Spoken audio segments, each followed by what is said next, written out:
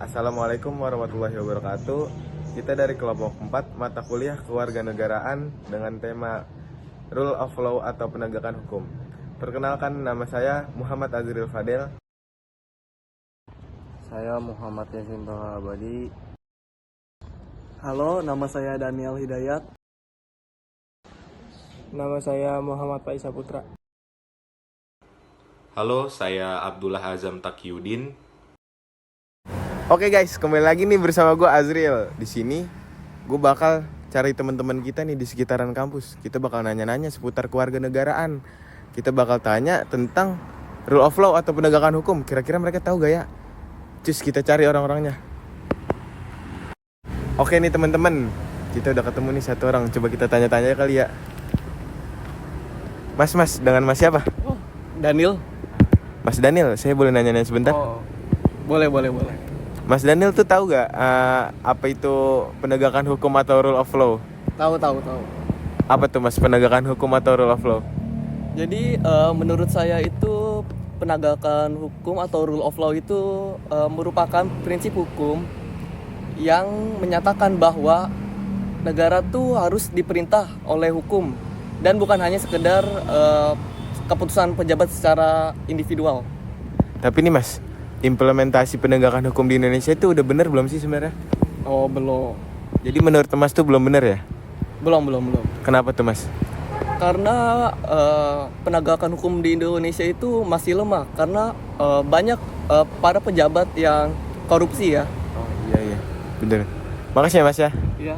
Makasih. Iya. Jadi gitu guys kata Mas Daniel. Coba kita tanya-tanya aja ke teman-teman kita yang lain ya. Oke teman-teman, kita bakal nanya-nanya nih, ada Denurus. Dia pakai motor Scoopy lagi.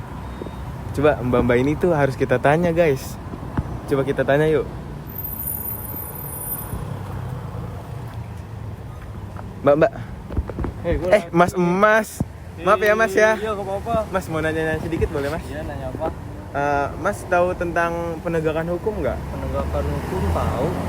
Mas tahu gak sih lembaga-lembaga penegakan hukum itu apa aja? Lembaga penegakan hukum itu ada MK, ada MA, terus kepolisian sama KPK. Oh itu aja ya mas ya? Iya.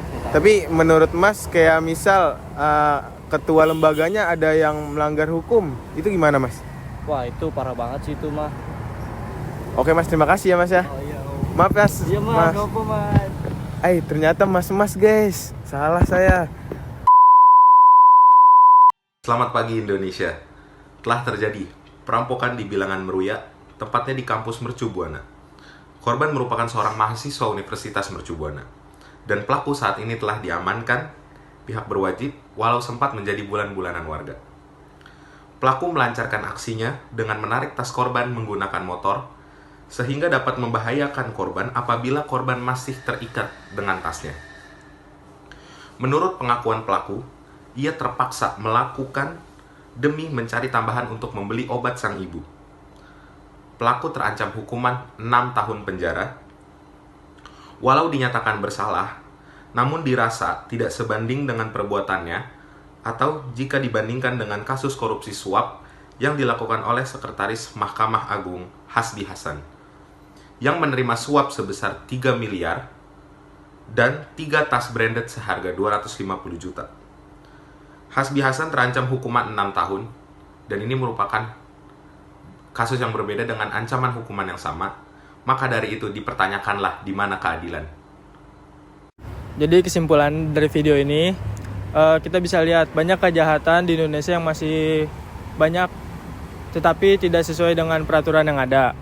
Contohnya seperti kayak pejabat yang hukumannya hanya setahun tetapi yang maling bisa 5 tahun. Dari video itu kita bisa menilai masih kurangnya keadilan sosial bagi seluruh rakyat Indonesia.